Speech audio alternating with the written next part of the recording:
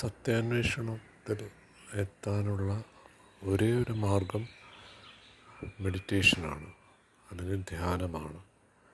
ഇത് എല്ലാവരും അംഗീകരിക്കുന്നുണ്ട്. ഇനി അങ്ങനെയാണെങ്കിൽ നമ്മൾ മെഡിറ്റേഷൻ ചെയ്യുന്നത് കറക്റ്റാണോ, അല്ലെങ്കിൽ നമ്മൾ മെഡിറ്റേഷനാണോ ചെയ്യുന്നത് എന്ന് നമുക്ക് എങ്ങനെ തിരിച്ചറിയാൻ പറ്റും? അല്ലെങ്കിൽ എന്താണത് എന്നുള്ളത്, നമ്മൾ ശരിയായ പാതയിലാണോ എന്നുള്ളത്. അപ്പം മെഡിറ്റേഷനെക്കുറിച്ച് പല സ്കൂളുകളിലും അല്ലെങ്കിൽ പല സ്ഥാപനങ്ങളിലും പല രീതിയിൽ അവർ മെഡിറ്റേഷൻ പഠിപ്പിക്കാറ്.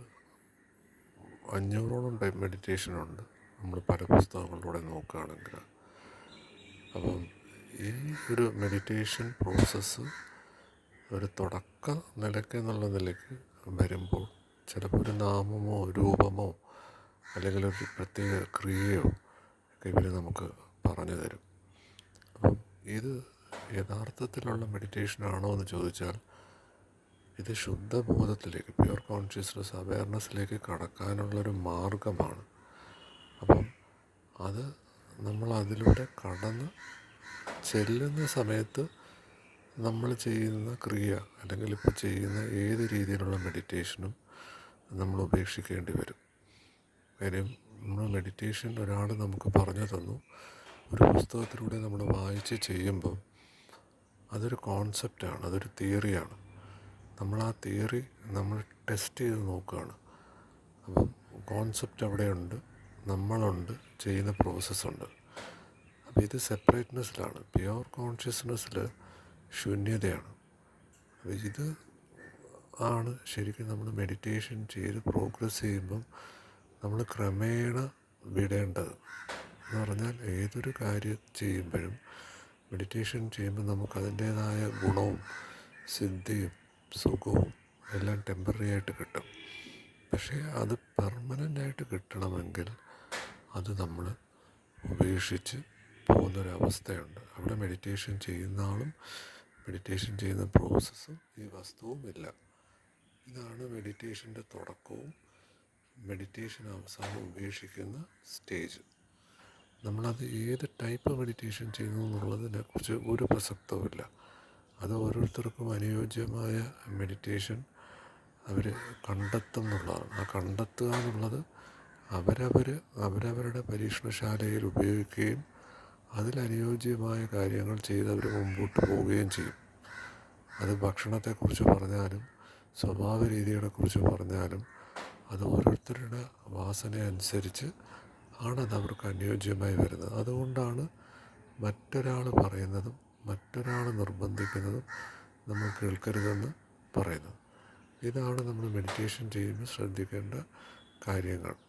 ഇനി അടുത്ത ചോദ്യം, 99% ആൾക്കാരും ഈ ശുദ്ധബോധത്തെക്കുറിച്ചുള്ള കാര്യങ്ങൾ മനസ്സിലാവാതെയാണ് അവർ ചോദിക്കുന്നത്, ഇതുകൊണ്ട് എന്താണ് ലോകത്തിന് പ്രയോജനം, സമൂഹത്തിന് എന്ത് പ്രയോജനം? നിങ്ങൾ മെഡിറ്റേഷൻ ചെയ്യുന്നു, സമൂഹത്തിന് എന്ത് പ്രയോജനം? അപ്പോൾ ഇവിടെ നമ്മൾ വ്യക്തമായി മനസ്സിലാക്കേണ്ട കാര്യത്തിൽ ഈ ശുദ്ധബോധം നമ്മൾ പറയുന്ന അവസ്ഥയെന്ന് പറഞ്ഞാൽ സൃഷ്ടി ഉണ്ടാവുന്നതിന് മുമ്പത്തെ ശൂന്യതയുടെ സൈലൻസാണ്. അപ്പോൾ അതിലേക്ക് കടക്കുമ്പോൾ രണ്ടില്ല. ഈ രണ്ടാകുന്ന വസ്തുവിൽ മാത്രമേ ഉള്ളൂ നമ്മൾ വേറൊരാളെ സഹായിക്കണം എന്നുള്ളൊരു തോന്നൽ തന്നെ വരുന്നത്. അപ്പം അത് കടന്നു വരുന്നതാണ് ശുദ്ധബോധം. അപ്പം ഇത് പറയുമ്പോൾ ഒരു സാധാരണ ആൾക്കാർക്കിത് മനസ്സിലാവത്തില്ല. നമുക്കെന്ത് പ്രയോജനം കിട്ടി, ബാക്കിയുള്ളവർക്ക് ആ പ്രയോജനം എങ്ങനെ കൊടുക്കാൻ പറ്റും? ശുദ്ധബോധം അങ്ങനെ നമുക്ക് എക്സ്പീരിയൻസ് ചെയ്യാൻ പറ്റുന്നതിനപ്പുറമാണ്. അത് നമ്മൾ തന്നെ ഇല്ലാത്താവുന്ന ഒരവസ്ഥയാണ്. അവിടെ നമുക്ക് വേറൊരാളില്ല. അപ്പോൾ ഈ സെപ്പറേറ്റ്നെസ് വന്നത് സൃഷ്ടിയിലാണ് ആക്ച്വലി. അപ്പോൾ എന്താണ് മെഡിറ്റേഷൻ?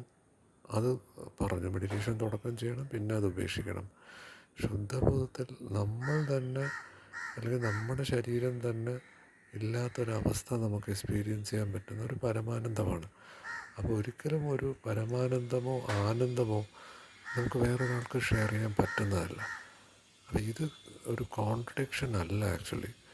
ഇത് അറിഞ്ഞുകൂടാത്തത് കൊണ്ട് ആൾക്കാർ ഇതിനെതിരെ വാദിക്കുകയാണ്.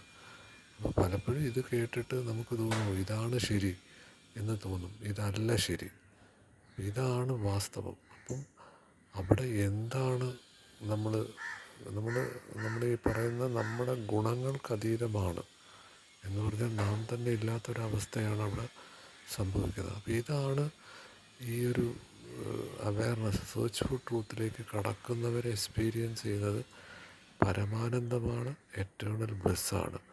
അത് ഒരാളിൽ നിന്നും മറ്റൊരാളിലേക്ക് പഞ്ചേന്ദ്രിയങ്ങളിലൂടെ ഷെയർ ചെയ്യാൻ പറ്റത്തില്ല. പക്ഷേ അല്ലാതെ ഷെയർ ചെയ്യാൻ പറ്റുമെന്ന് മഹാന്മാരത് പ്രൂവ് ചെയ്തിട്ടുണ്ട്. Okay, thank you.